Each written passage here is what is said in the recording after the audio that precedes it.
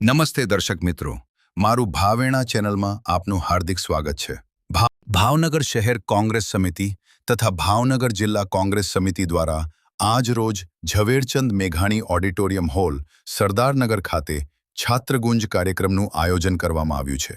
આ કાર્યક્રમમાં ગુજરાત પ્રદેશ કોંગ્રેસ સમિતિના આગેવાન શ્રી હિંમતસિંહભાઈ પટેલ વિશેષ ઉપસ્થિતિ રહ્યા હતા। અહેવાલ હર્ષભાઈ રાવલ, ભાવનગર। શરમજનક વર્તન કરી રહી છે। એના સંદર્ભમાં આપણી સાથે જે વાતચીત કરવા અમારા ગુજરાત પ્રદેશ કોંગ્રેસ સમિતિના નેતા અને અમદાવાદના પૂર્વ મેયર એવા માજી ધારાસભ્ય શ્રી હિંમતસિંહભાઈ પટેલ આપણી વચ્ચે ઉપસ્થિત થયા છે અને આપણી સાથે વિશેષ વાતચીત આજે છાત્રો કી ગુંજ બાબતે છે એ હિંમતસિંહભાઈ જ કરશે।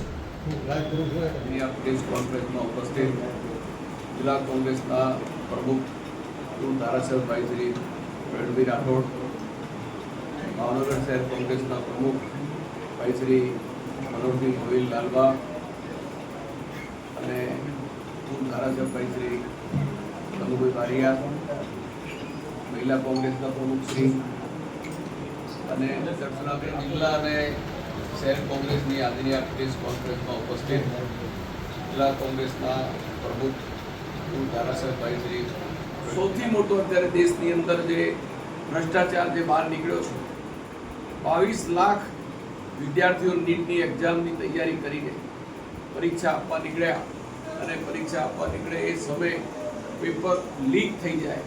આજે એનો જે એનાલિસિસ થયો છે કે જે દેશનું શિક્ષણ વિભાગનું જે બજેટ છે કરતા હોય ત્યારે એને કચડી નાખવામાં આવે, કેટલાક નિર્દોષ ખેડૂતો આત્મહત્યા કરતા હોય અને જ્યારે